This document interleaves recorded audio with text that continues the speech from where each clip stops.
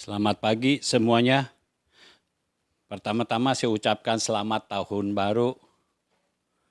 Biar pada tahun ini sorga yang terbuka itu semakin kita rasakan. Saudara bisa merasakan suasana sorga, hadirat Tuhan yang lebih lagi.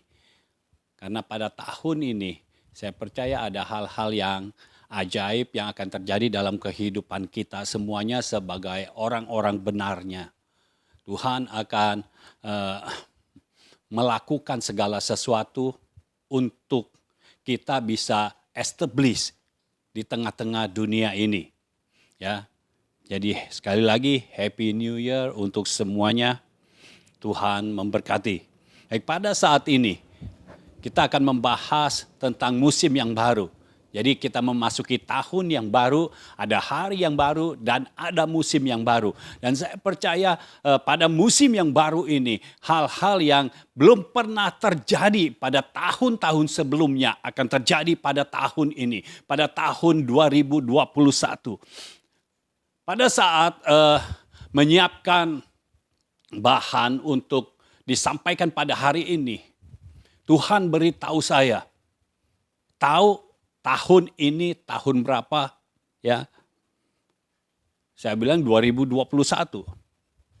Lalu Tuhan katakan begini, kalau engkau katakan dalam bahasa Inggris, sekarang ini tahun berapa? Saya bilang 2021. Karena saya biasa menyebut kalau dalam bahasa Inggris waktu 2020 gitu. Jadi itu lebih gampang gitu. Dan waktu yang ini saya bilang 2021. Lalu tiba-tiba saja suara Tuhan berhenti, tidak berkata-kata lagi, tapi tiba-tiba di dalam saya langsung berkecolak, bergairah karena saya mulai menyadari ini angka 2021.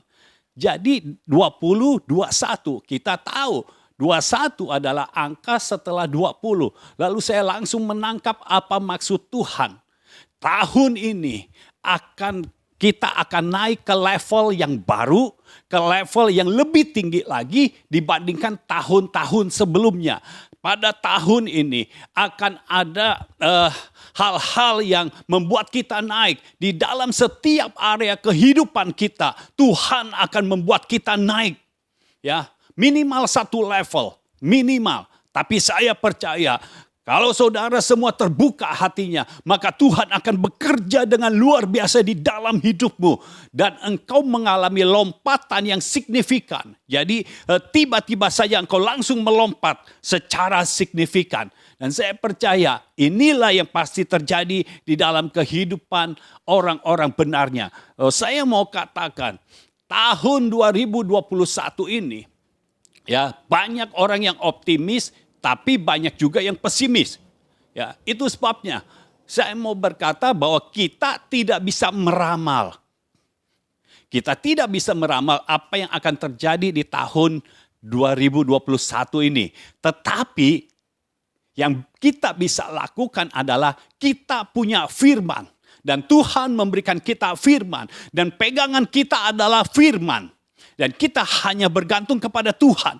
Itu sebabnya firman yang ada di dalam kita, itu yang menjadi pegangan kita. Dan sebanyak firman yang ada di dalammu, sebanyak itu pula Tuhan akan menggenapi firman yang ada di dalammu. Jadi bersiaplah pada tahun ini karena pasti ada sesuatu yang baru di dalam hidupmu, di dalam kehidupan keluargamu. Ada musim yang baru di dalam kehidupan kerohanianmu, di dalam setiap aspek kehidupanmu ada musim yang baru.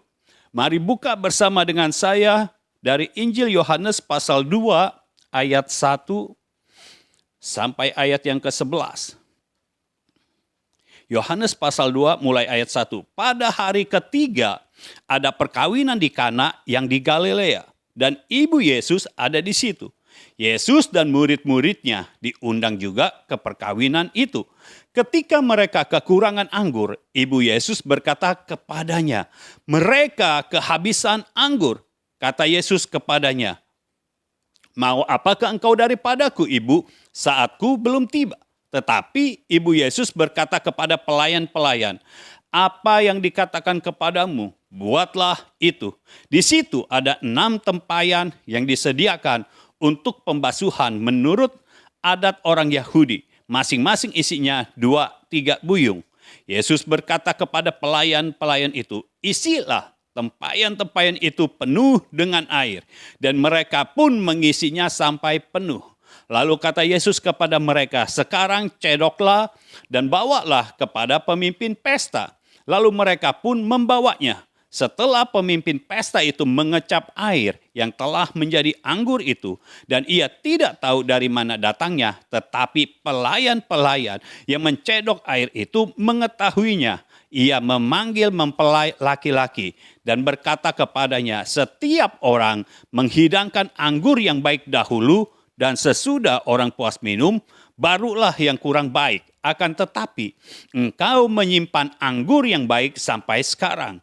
Hal itu dibuat Yesus di Kana yang di Galilea sebagai yang pertama dari tanda-tandanya. Dan dengan itu ia telah menyatakan kemuliaannya dan murid-muridnya percaya kepadanya. Saya percaya inilah yang akan Tuhan lakukan, yang akan terjadi di dalam kehidupan kita, dalam kehidupan orang-orang benarnya. Sebentar, ganti baterai dulu.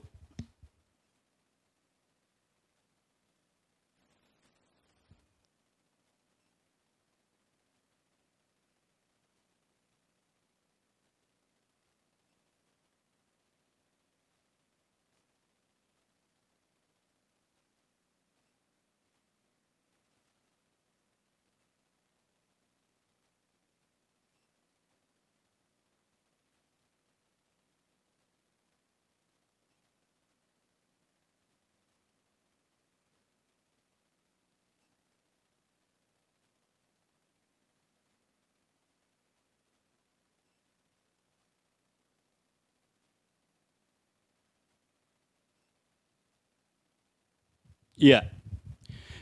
Jadi saudara, pada tahun 2021 ini, saya percaya dari firman Tuhan yang diberikan, inilah yang akan terjadi. Yang pertama, akan terjadi pemulihan keluarga. Ya, akan terjadi pemulihan keluarga. Kalau kita lihat perkawinan di Kana, ini bicara tentang keluarga. Ini bicara tentang keluarga yang baru. Dan ada keluarga yang baru. Keluarga yang baru artinya tadinya tidak ada keluarga, tetapi sekarang ada keluarga. Dan saya juga percaya ada keluarga-keluarga ya, suami istri yang sudah lama menikah, tetapi sekarang bisa dipulihkan lagi. Ya, suami istri yang mulai kurang harmonis, Tuhan akan bekerja sehingga Tuhan akan memulihkan keluarga ini. Hubungan suami istri akan dipulihkan. Hubungan orang tua dan anak akan dipulihkan juga. Hubungan anak dengan anak akan dipulihkan. Saya percaya itulah yang pasti terjadi. Itu sebabnya saudara, dimanapun saudara berada, di keluarga manapun saudara berada, dengarlah bahwa Tuhan akan memulihkan keluargamu. Apapun yang pernah terjadi, jangan risaukan itu semua. Tuhan tetap akan memulihkan keluargamu. Akan ada pemulihan antara suami dan istri, antara ayah dan ibumu, antara orang tua dan anak, antara anak dengan anak. Masing-masing saudara akan hidup dengan rukun, karena akan ada pemulihan yang Tuhan kerjakan. Ya, Tuhan memulihkan keluarga. Ini bicara tentang keluarga. Hubungan suami istri bicara tentang keluarga. Itu sebabnya Tuhan tidak akan tinggal diam. Dia akan bekerja di dalam kehidupan kita. Kita buka Yoel pasal 2. Yoel pasal 2 ayat 25.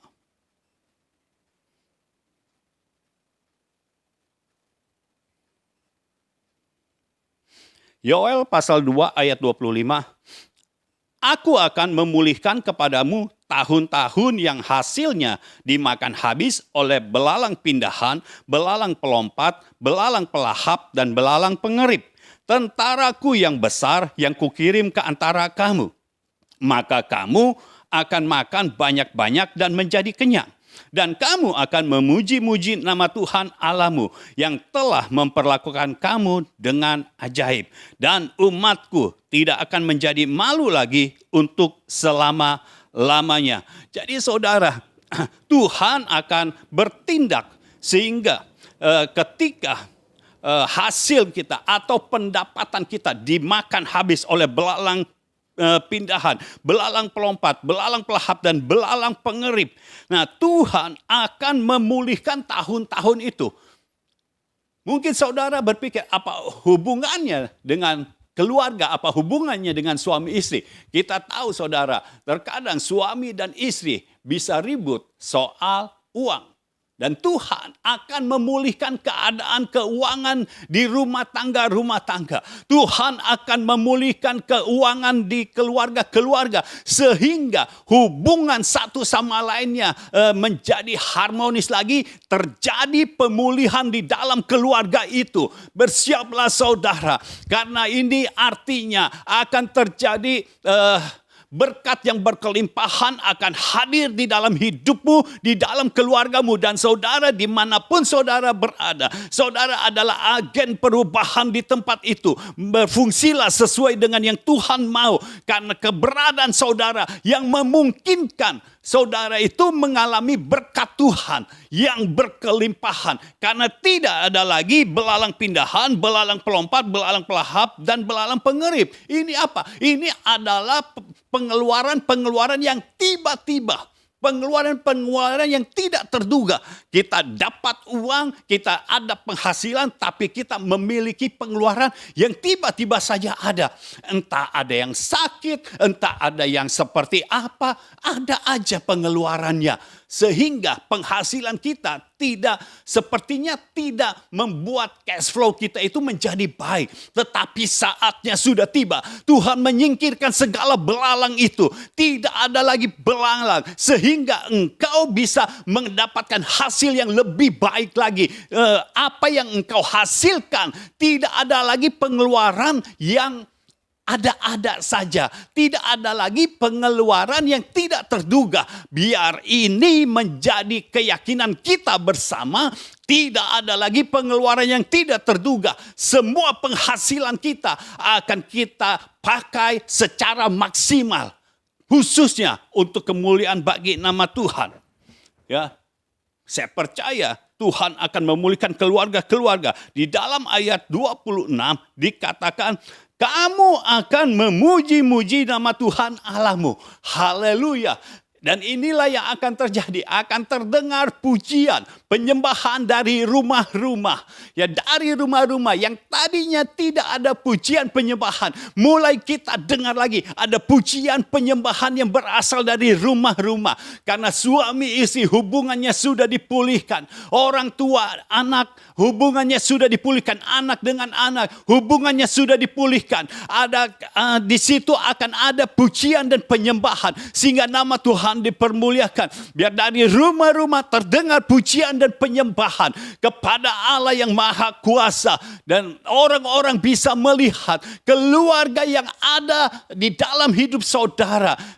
Di mana saudara tinggal. Itu akan menjadi kesaksian bagi keluarga-keluarga lainnya. Karena engkau memiliki keluarga yang berbeda. Karena keberadaanmu di satu keluarga membuat Tuhan memberkati engkau. Memberkati keluargamu. Sehingga terdengar pujian dan penyembahan. Saudara yang tidak pernah mendengar di rumahmu ada pujian penyembahan. Ayo mulai, engkau yang bergerak. Mulai gerakan, harus ada pujian penyembahan. Karena Tuhan yang telah membuatnya menjadi baru. Ada musim yang baru di dalam rumahmu. Ada musim yang baru di dalam keluargamu. Tuhan tidak pernah meninggalkan dan membiarkannya. Tuhan akan terus mengangkat keluarga ini naik. Itu sebabnya Engkau sebagai agen perubahan sorga. Engkau yang akan terdengar pujian dan penyembahan dari rumah-rumah. Tuhan dimuliakan di dalam rumah-rumah. Dan ketika Tuhan dimuliakan, ketika terdengar pujian dan penyembahan, maka Tuhan hadir di rumah itu. Kemuliaannya hadir di rumah itu. Kalau Tuhan hadir, kemuliaannya hadir. Artinya tidak akan ada kekurangan, tidak akan hanya ada kata cukup, tapi akan ada kata kelimpahan. Tuhan akan memberkati secara berkelimpahan. Itulah yang akan dilakukan oleh Tuhan. Dan selanjutnya di dalam keluarga itu, Tuhan berkata, umatku tidak akan menjadi malu lagi untuk selama-lamanya. Oh, saya percaya saudara yang memiliki hutang, tetapi saudara mau bertobat. Saudara yang memiliki hutang dan saudara mau bertobat, saya percaya hutangmu bisa lunas. Tuhan akan memberikan jalan keluar. Tuhan akan memberikan solusi. Tapi ingat, setelah itu jangan hutang lagi. Karena hidup di dalam hutang artinya engkau tidak hidup di dalam Tuhan. Engkau harus hidup di dalam Tuhan dan singkirkan hutangmu. Saya percaya kalau engkau mau bertobat, hutangmu akan lunas pada tahun ini.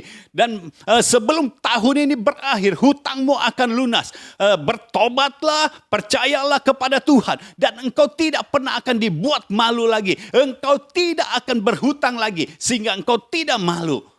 Dan Tuhan yang akan mengangkat engkau tinggi. Tuhan sedang bekerja di rumah-rumah. Tuhan sedang bekerja di keluarga-keluarga. Berbahagialah saudara. Kalau engkau sebagai orang benarnya Tuhan, maka keluargamu akan diubahkan oleh Tuhan. Tidak ada yang mustahil bagi Tuhan. Dia akan mengerjakannya. Haleluya. Poin yang kedua. Mujizat-mujizat baru terjadi secara ilahi dan supranatural. Jadi akan ada mujizat-mujizat yang baru. Yang terjadi secara ilahi dan supranatural sebagai tanda kemuliaan Tuhan.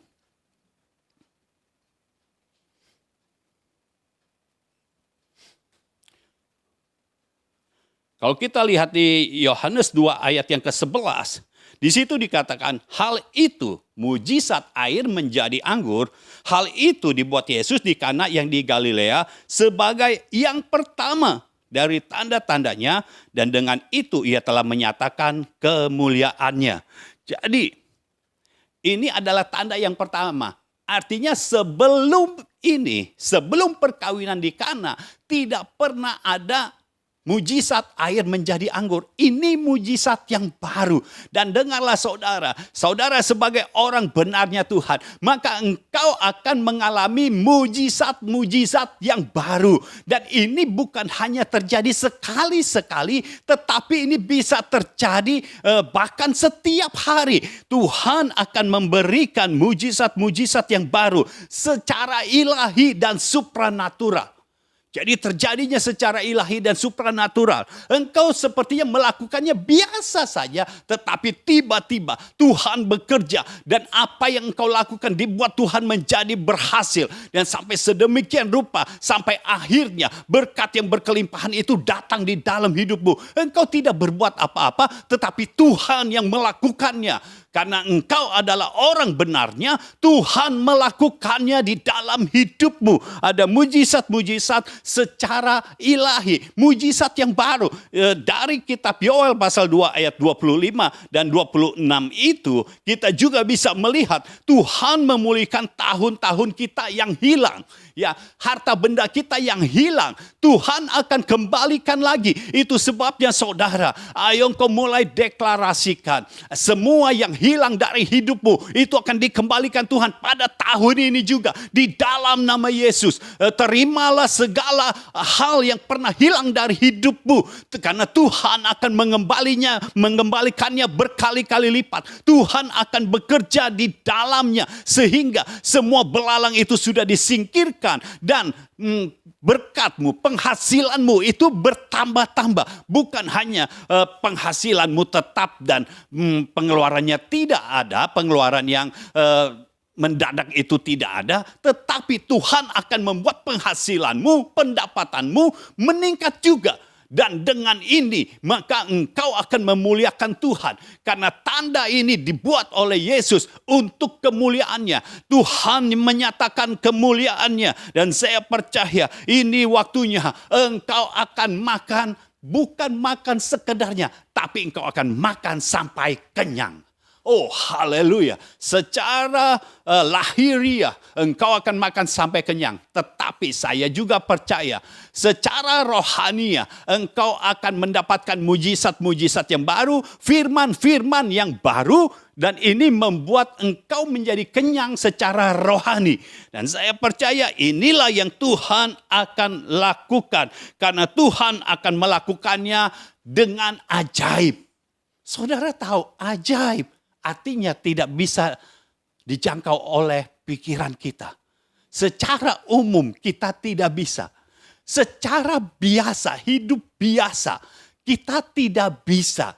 Ya, kita tidak bisa menerima. Tetapi Tuhan akan membawa saudara kepada hal-hal yang luar biasa. Bukan biasa lagi. Secara pikiran manusia ini tidak bisa. Tetapi di dalam Tuhan segala sesuatu bisa terjadi. Saudara bertindaklah untuk Tuhan. Bukan saudara bertindak menurut ukuran dunia ini lagi. Bukannya saudara bekerja dengan lebih keras lagi. Engkau kerja keras. Itu tidak diperlukan di dalam Tuhan. Engkau cukup bekerja dan Tuhan yang akan menambahkan penghasilanmu. Peristiwanya akan sama seperti peristiwa Ishak. Waktu dia menabur.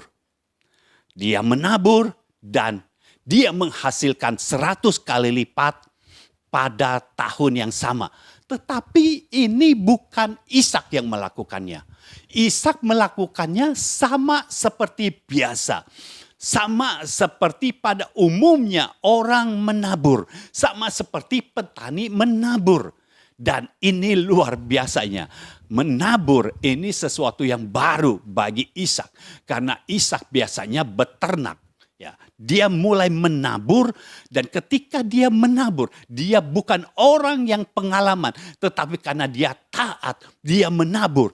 Tuhan yang membuat hasil tuaiannya 100 kali lipat pada tahun yang sama. Oh, saya percaya apa yang Tuhan lakukan pada Ishak akan dilakukan juga pada anak-anaknya sekarang ini. Di dalam nama Yesus, apa yang engkau lakukan secara biasa, engkau akan menghasilkan secara luar biasa. Ada hal-hal yang akan terjadi secara luar biasa, secara supranatural akan terjadi di dalam hidupmu. Engkau bukannya menerima secara natural lagi. Yang engkau lakukan adalah natural, tetapi yang engkau terima adalah supranatural. Karena Tuhan sedang bekerja di dalam hidupmu. Dan waktu ini, tahun 2021 ini adalah musim yang baru di dalam hidupmu. Masuklah di dalam musim yang baru ini. Dan saya percaya Tuhan yang akan melimpahkan segala sesuatunya di dalam hidupmu. Tidak bisa tidak. Ini tahun yang Tuhan sudah ciptakan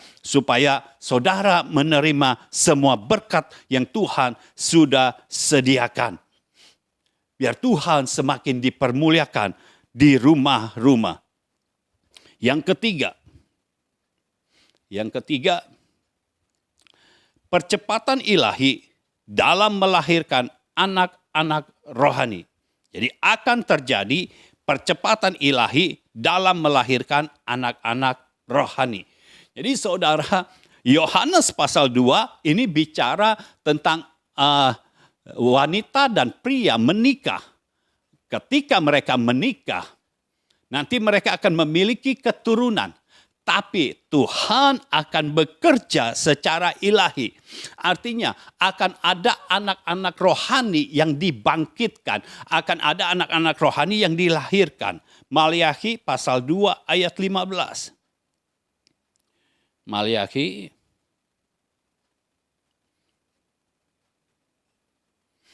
pasal 2 ayat 15. Bukankah Allah yang Esa menjadikan mereka daging dan roh, Dan apakah yang dikehendaki kesatuan itu?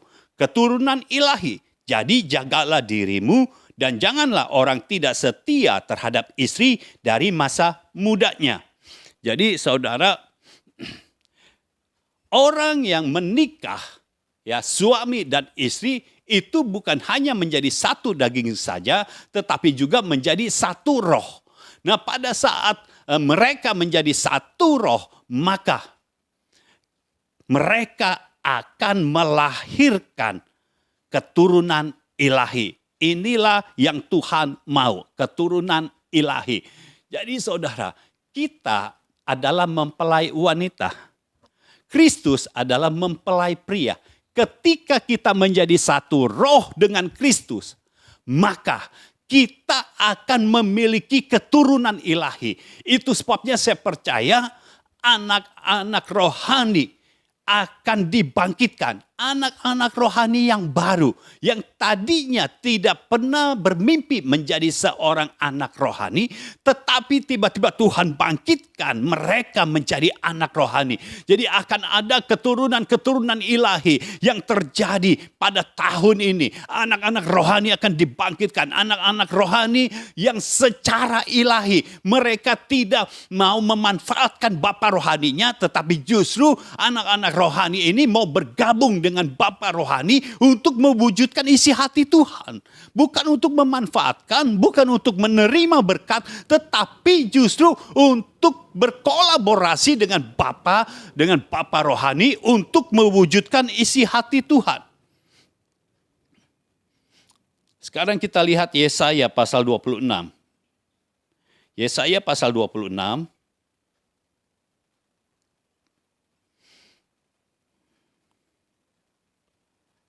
Haleluya. Yesaya 26 ayat 17 dan 18. Yesaya 26 ayat 17 dan 18. Seperti perempuan yang mengandung, yang sudah dekat waktunya untuk melahirkan, menggeliat sakit, mengerang karena sakit beranak. Demikianlah tadinya keadaan kami di hadapan-Mu ya Tuhan. Kami mengandung, kami menggeliat sakit, tetapi seakan-akan kami melahirkan angin. Kami tidak dapat mengadakan keselamatan di bumi dan tiada lahir penduduk dunia. Jadi saudara, ini keadaan kita yang dahulu.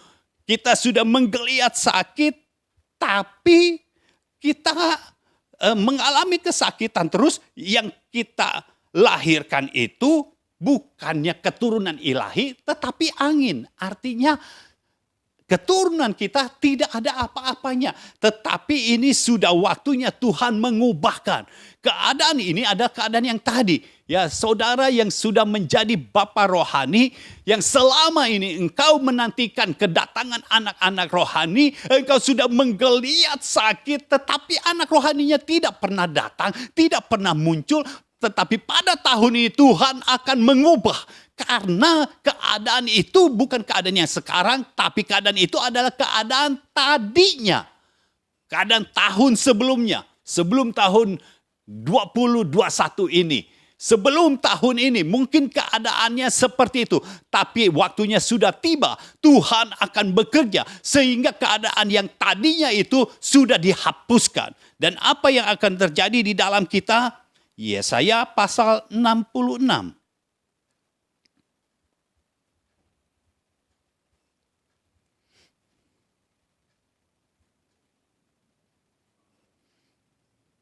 Ayat 7. Yesaya 66. Inilah keadaan kita yang sekarang. Yesaya 66 ayat 7 dan 8. Sebelum menggeliat sakit, ia sudah bersalin. Sebelum mengalami sakit beranak, ia sudah melahirkan anak laki-laki. Siapakah yang telah mendengar hal yang seperti itu? Siapakah yang telah melihat hal yang demikian? Masakan suatu negeri diperanakan dalam satu hari? Atau suatu bangsa dilahirkan dalam satu kali? Namun baru saja menggeliat sakit, Sion sudah melahirkan anak-anaknya. Dengar saudara, baru menggeliat sakit, sudah bersalin. Baru menggeliat sakit, sudah melahirkan. Ya. Jadi sebelum mengalami sakit di dalam melahirkan, anaknya sudah lahir. Dan kalau saudara lihat di dalam ayat yang ke-8, di situ Nabi Yesaya berkata, siapa yang telah mendengar hal yang seperti itu? Belum pernah mendengar. Siapa yang telah melihat hal yang demikian? Belum ada yang melihat. Tetapi tahun ini akan terjadi. Sebelum menggeliat sakit, kita akan melahirkan anak-anak. Sebelum kita mengalami sakit beranak, artinya kita belum nyadar kita mau melahirkan, anaknya sudah muncul. Ya, masakan suatu negeri diperanakan dalam satu hari. Dengar saudara, yang dilahirkan, yang dibangkitkan bukan cuma satu anak. Oh, firman Tuhan katakan, masa iya suatu negeri diperanakan dalam satu hari, atau satu bangsa dilahirkan dalam satu kali. Jadi satu negeri, satu bangsa itu terdiri dari banyak orang. Dan selanjutnya dikatakan, namun baru saja menggeliat sakit, Sion. Sion siapa? Orang-orang benarnya Tuhan. Sion sudah melahirkan anak-anaknya. Jadi bukan satu anak, tapi anak-anaknya yang bisa melanda satu negeri, yang bisa mengubahkan satu negeri, yang bisa mengubahkan satu bangsa. Tuhan yang akan bekerja. Secara lahiriah kita tidak mungkin bisa. Tetapi secara ilahi dan supranatural ini akan bisa. Ini akan terjadi di dalam nama Yesus. Aku memanggil engkau anak-anak rohani yang selama ini engkau tidak tahu arah dan tujuan. Tetapi ini waktunya Tuhan membangkitkan engkau. Di dalam nama Yesus bangkitlah engkau. Menemui, menjumpai Bapa rohanimu. Supaya engkau dan Bapa rohanimu bersama-sama berkolaborasi untuk mewujudkan isi hati Tuhan di muka bumi ini. Ini waktunya kehendak Tuhan dinyatakan atas bumi ini. Biar Tuhan dipermuliakan di dalam hidup kita. Haleluya. Saya percaya melalui pola pembapaan ini akan terjadi. Bapak-bapak sudah dibangkitkan. Ini waktunya para anak akan dibangkitkan. Selanjutnya poin yang keempat. Akan terjadi pencurahan roh yang lebih dahsyat. Akan terjadi pencurahan roh yang lebih dahsyat.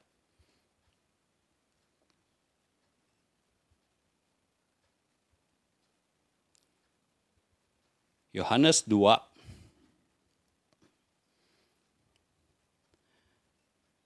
Kita ke Yohanes lagi, Yohanes pasal 2.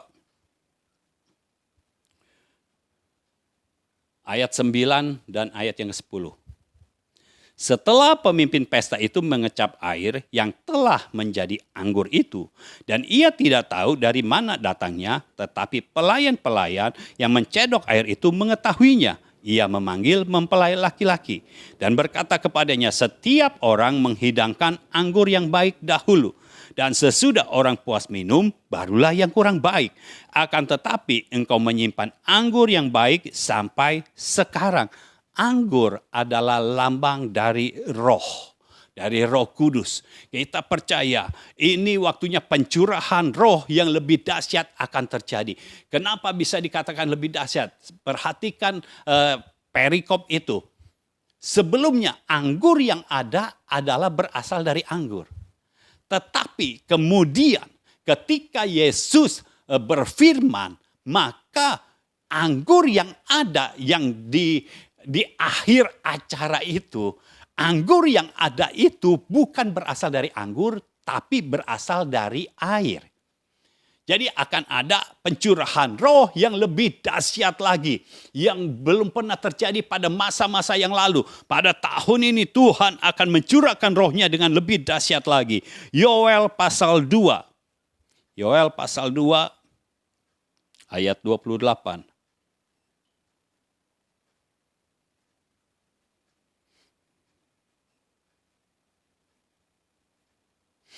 Yoel pasal 2 ayat 28 dan 29. Kemudian daripada itu akan terjadi bahwa aku akan mencurahkan rohku ke atas semua manusia. Maka anak-anakmu laki-laki dan perempuan akan bernubuat. Orang-orangmu yang tua akan mendapat mimpi. Teruna-terunamu akan mendapat penglihatan-penglihatan. Juga ke atas hamba-hambamu laki-laki dan perempuan akan kucurahkan rohku pada hari-hari itu.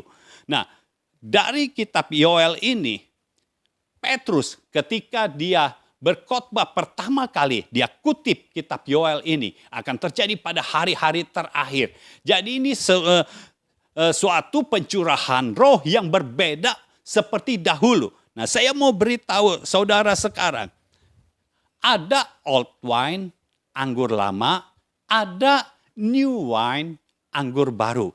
Tetapi sekarang ini Tuhan sedang mencurahkan new wine, anggur yang sekarang. Nah, bedanya di mana?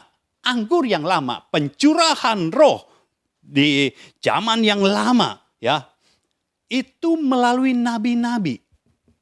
Ya.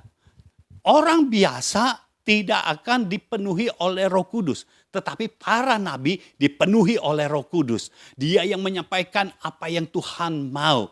Dan para nabi ini mendapatkannya, mendapat pencurahan Roh Kudus langsung dari ruang tahta, langsung dari Bapa di sorga yang mencurahkan Roh Kudusnya, sehingga dia tahu Tuhan bicara. Ya, Tuhan bicara apa, dia tahu. Dia harus melakukan apa, dia tahu. Tetapi di luar nabi, mereka tidak tahu apa-apa.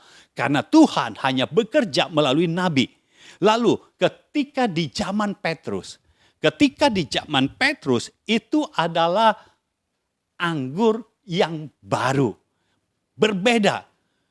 Roh Kudus dicurahkan bukan kepada nabi saja.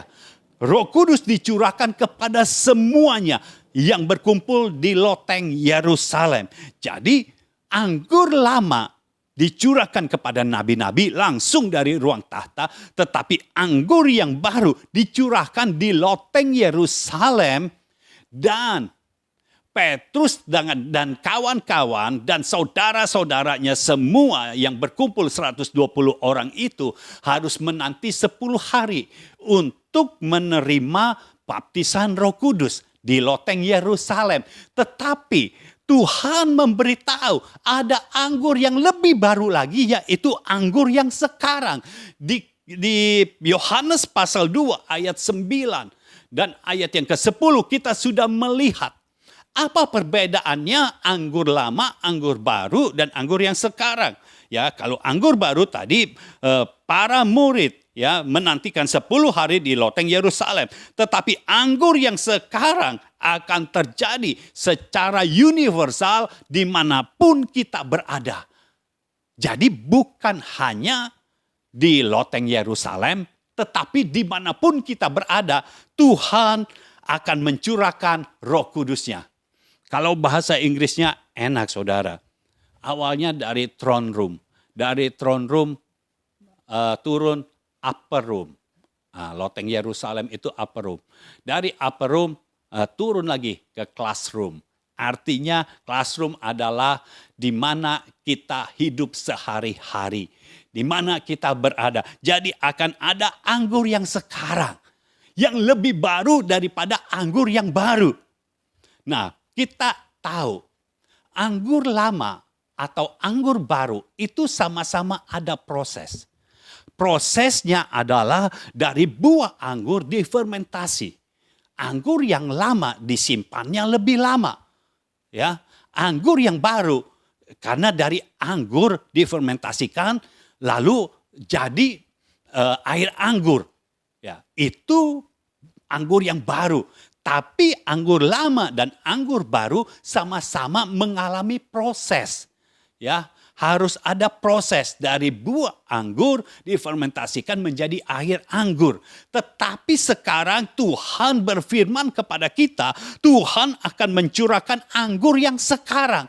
Nah, apa bedanya anggur yang sekarang? Perhatikan, air menjadi anggur tidak berasal dari anggur. Tetapi hasilnya, anggurnya tetap baik dibandingkan dengan anggur yang berasal dari anggur. Artinya apa? Ini tidak perlu proses fermentasi.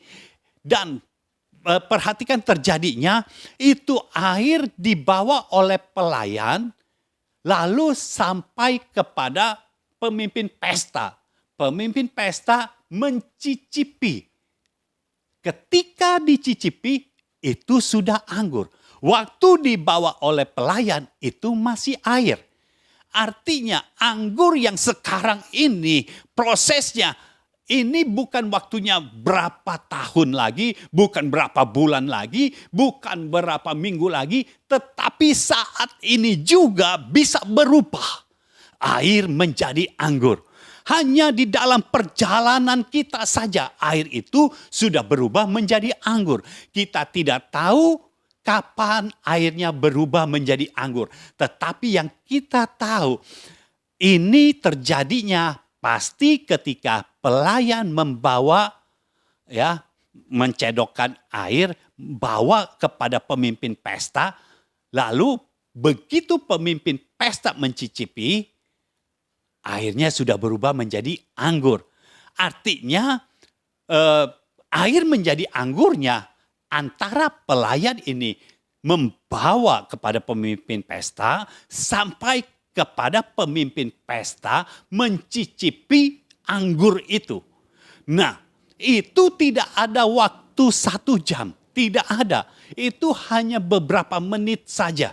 Ya, bahkan saya rasa tidak ada waktu 5 menit juga. Hanya beberapa menit saja. Hanya dalam sekejap mata air yang tadi bahkan ini bukan air minum. Kalau saudara perhatikan, ini air untuk membasuh kaki.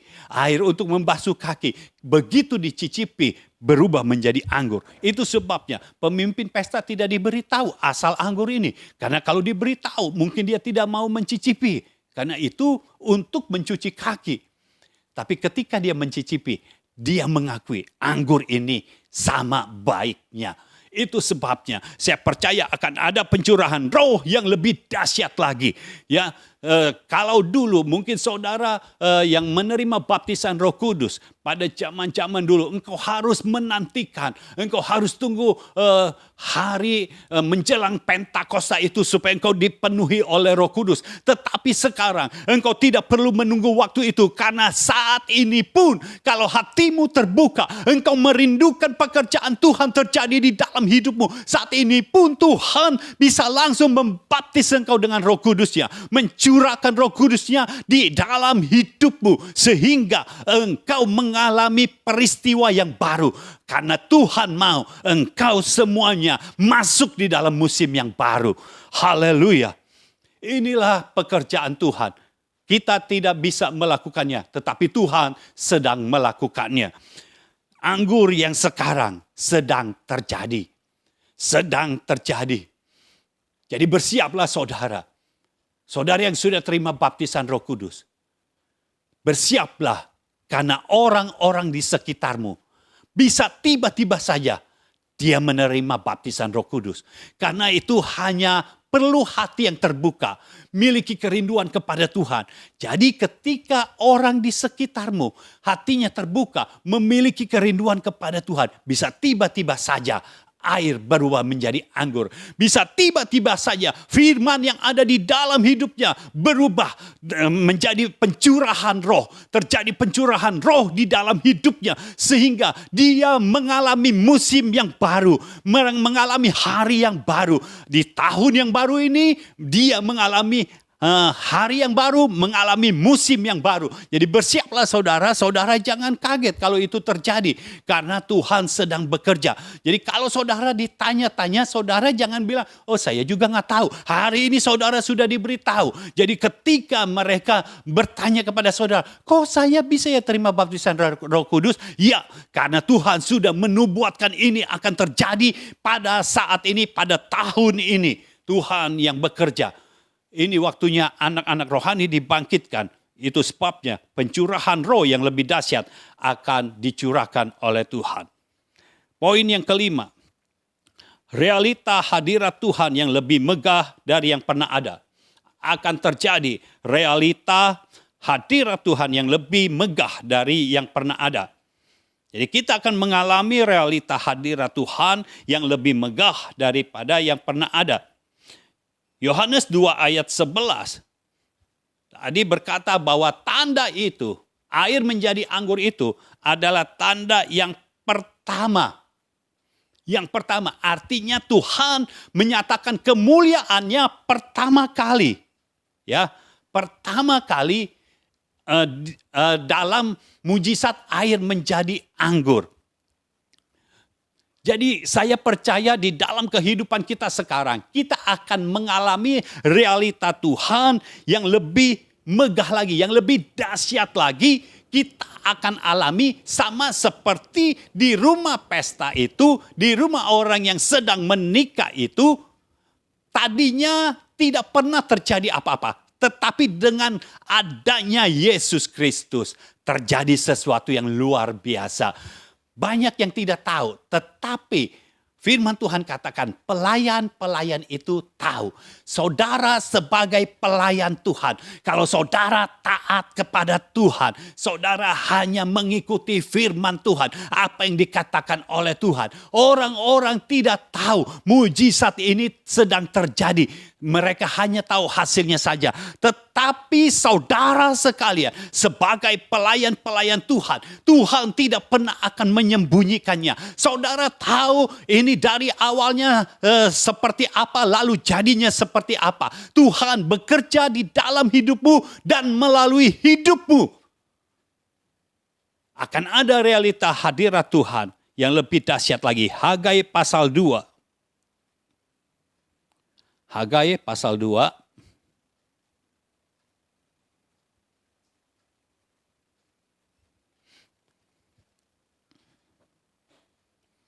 ayat 7 sampai ayat yang ke-9. Hagai pasal 2 ayat 7 sampai ayat 9. Aku akan mengguncangkan segala bangsa sehingga barang yang indah-indah kepunyaan segala bangsa datang mengalir. Maka aku akan memenuhi rumah ini dengan kemegahan, firman Tuhan semesta alam. Kepunyaan kula perak dan kepunyaan kula emas. Demikianlah firman Tuhan semesta alam. Adapun rumah ini, kemegahannya yang kemudian akan melebihi kemegahannya yang semula, firman Tuhan semesta alam. Dan di tempat ini aku akan memberi damai sejahtera. Demikianlah firman Tuhan semesta alam. Jadi saya percaya saudara, Tuhan akan memberikan realita hadiratnya yang lebih megah lagi, yang lebih dahsyat lagi. Kita bisa merasakan hadiratnya lebih dahsyat lagi. Kita bisa lebih merasakannya lagi. Hadiratnya dari yang pernah ada, dari yang pernah saudara alami. Saudara akan mengalami realita hadirat Tuhan yang lebih lagi. Karena Tuhan sedang bekerja. Dan Tuhan akan membangun rumahnya dengan semua kekayaan bangsa-bangsa akan dialirkan ke dalam rumahnya. Saudara yang menjadi bait Tuhan, engkau yang menjadi bait Allah, engkau yang menjadi bait Roh Kudus, engkau orang-orang benarnya. Denganlah Tuhan akan membuat kekayaan bangsa-bangsa mengalir ke dalam hidupmu. Itu sebabnya kemegahannya ini akan terjadi secara lahiriah dan secara rohani. Secara lahiriah Tuhan akan memberkati kita dengan yang luar biasa. Tetapi secara rohania kita akan mengalami hadirat Tuhan yang lebih luar biasa. Itu sebabnya saya percaya ada penyakit-penyakit yang sudah lama tidak disembuhkan. Hanya dalam sekejap mata. Belum tumpang tangan. Belum didoakan. Ketika masuk ke dalam suatu gereja yang ada hadirat Tuhan di situ, baru masuk saja penyakitnya sudah disembuhkan. Orang yang punya masalah baru masuk saja masalahnya sudah dilepaskan. Jadi di situ ada orang yang ada hanyalah orang-orang sehat dan orang-orang merdeka. Dan pada akhirnya di dalam rumah itu, di dalam rumah Tuhan itu, tidak ada lagi yang sakit, tidak ada lagi yang punya masalah. Sehingga ketika baru mulai saja ibadah, hadirat Tuhan dengan besar kita bisa rasakan. Kita tidak tahu kenapa baru mulai, baru pemimpin maju ke muka, baru mengucapkan selamat pagi atau selamat siang atau selamat sore atau selamat malam. Baru berkata seperti itu, hadirat Tuhan sudah nyata. Dan baru saudara masuk, duduk di bangku gereja, baru saudara duduk, saudara merasakan hadirat Tuhan. Karena realita hadiratnya akan terjadi secara luar biasa. Oh, saya percaya gereja-gereja akan dibangkitkan Tuhan dengan luar biasa. Gereja-gereja yang benar, yang mau mewujudkan isi hati Tuhan, akan dibangkitkan Tuhan. Yang keenam, poin yang keenam. Dibangkitkannya gereja masa depan sebagai masa depan gereja. Dibangkitkannya gereja masa depan sebagai masa depan gereja. Inilah gereja yang Tuhan mau.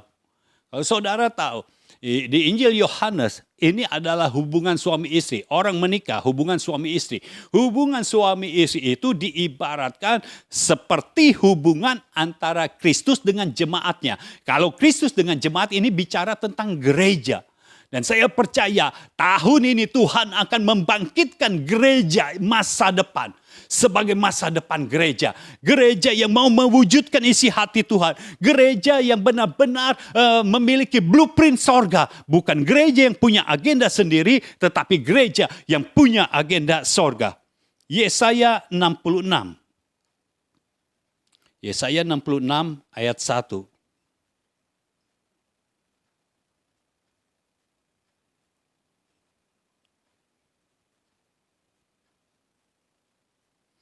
Yesaya 66 ayat 1, beginilah firman Tuhan, langit adalah tahtaku dan bumi adalah tumpuan kakiku.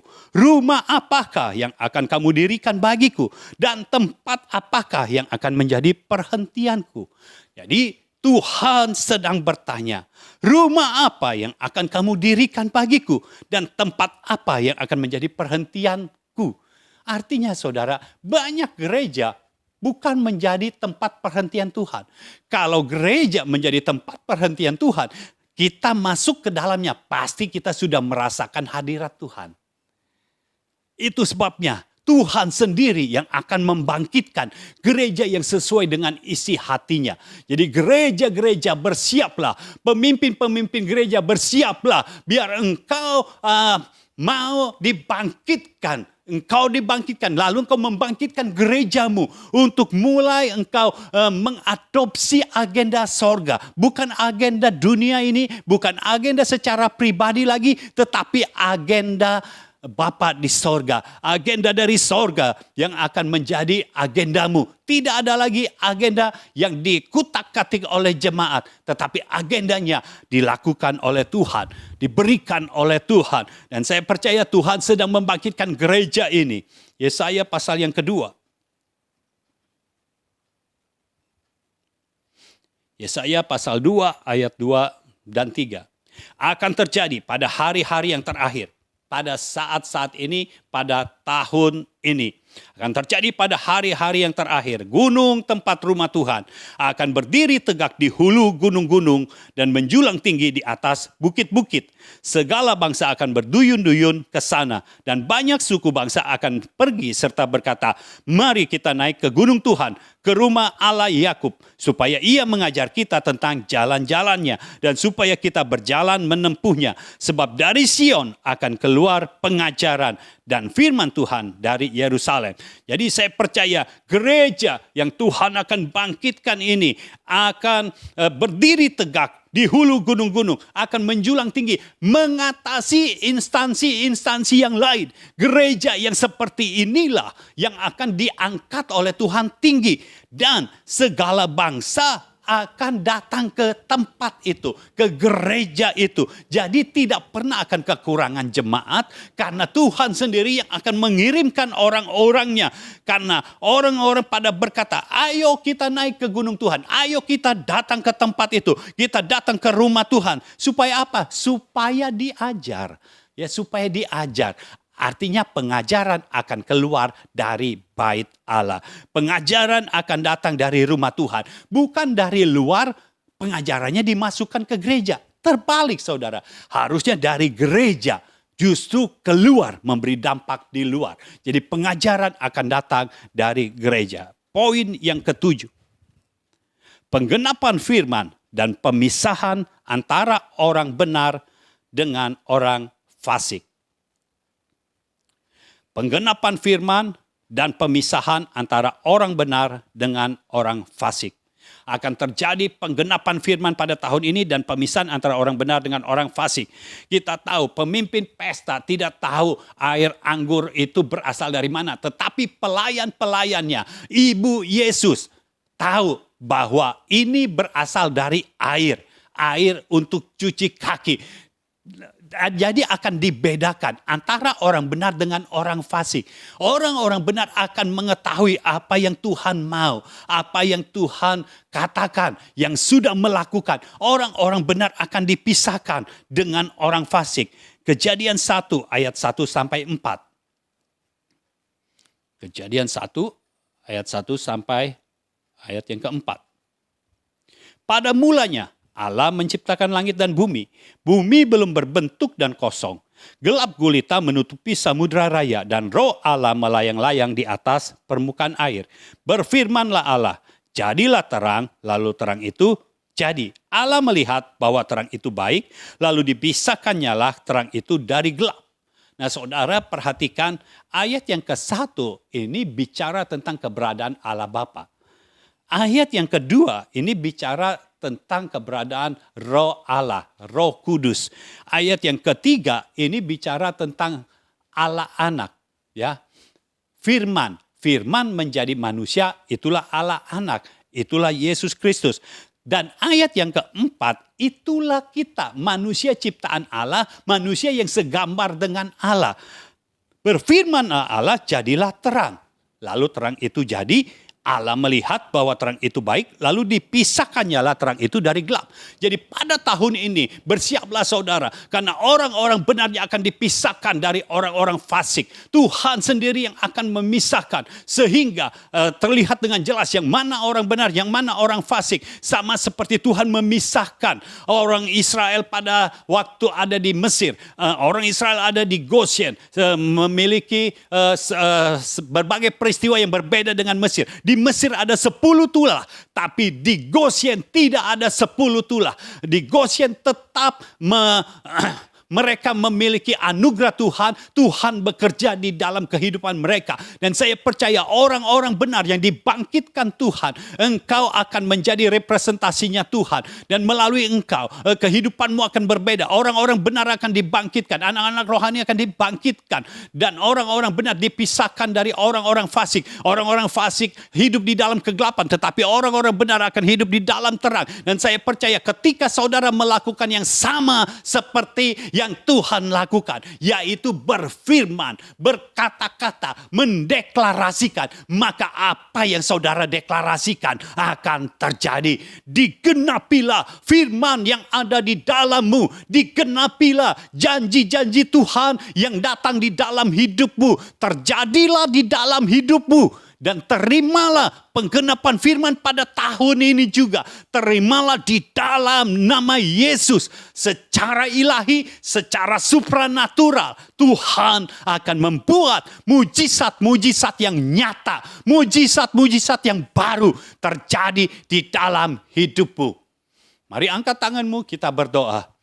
Bapa, kami mengucap syukur untuk hari ini, di mana engkau telah memberikan firman-Mu untuk sebagai bekal bagi kami untuk melangkah di tahun 2021 ini. Biar Tuhan engkau terus bekerja di dalam hidup kami, nyatakan Tuhan apa yang menjadi isi hati-Mu di dalam hidup kami, sehingga apa yang kami lakukan sesuai dengan isi hati-Mu. Kami percaya Tuhan, segala hal yang pernah hilang dari hidup kami, akan kami ambil kembali. Engkau memberikan kami kuasa untuk mengambil kembali segala yang hilang, segala kesehatan yang hilang, kami ambil kembali di dalam nama Yesus. Segala harta benda yang pernah hilang, rumah, mobil yang pernah hilang, kami ambil kembali di dalam nama Yesus. Dan segala sesuatu terjadi, saya percaya di dalam nama Yesus akan datang kepada kami berkali-kali lipat, bermultiplikasi. Ketika kami mengambil kembali, terjadi multiplikasi. Dan Tuhan yang membuat multiplikasi ini terjadi. Akan ada hal-hal yang ilahi dan supranatural terjadi begitu saja di depan mata kami, di dalam hidup kami, di depan mata kami. Kami percaya mujizat-mujizat yang baru akan terjadi setiap hari di dalam hidup kami. Bukan hanya sekali-sekali, tetapi setiap hari akan terjadi. Di dalam nama Yesus kami menerima firman-Mu saat ini. Terjadilah di dalam hidup kami. Haleluya. Sekarang saudara yang sudah membayar persembahan sulung, angkat tanganmu kepada Tuhan. Saya akan doakan semua yang sudah memberikan persembahan sulung.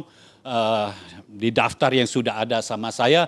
Jadi saudara angkat tangan saja biar Tuhan yang memberkati. Di dalam nama Yesus, aku berdoa saat ini, semua orang yang sudah memberikan persembahan sulung, Engkau yang memberkatinya Tuhan berkali-kali lipat. Pada tahun ini, biar terjadi hujan roh-Mu yang dahsyat, tetapi juga hujan berkat-Mu terjadi. Kekayaan bangsa-bangsa akan dialirkan kepada mereka. Kekayaan dari seberang lautan akan dialirkan kepada mereka. Kekayaan orang fasik akan dipindahkan kepada mereka. Di dalam nama Yesus, saudara-saudari yang sudah memberikan persembahan sulung, terimalah berkat dari Tuhan yang telah Tuhan tetapkan di dalam hidupmu. Dan terjadilah pada tahun ini juga. Terjadilah di dalam hidupmu, di dalam rumahmu, di dalam keluargamu. Kami mengucap syukur Tuhan. Engkau memberkati kami pada hari ini. Firman-Mu akan digenapi. Kami percaya ini tahun penggenapan firman-Mu. Engkau sendiri yang akan membuat firman ini menjadi kenyataan. Terima kasih Bapa, segala pujian, ucapan syukur kami berikan hanya kepadamu saja di dalam nama Yesus. Kami berdoa dan mengucapkan syukur. Amin. Amin. Amin. Haleluya.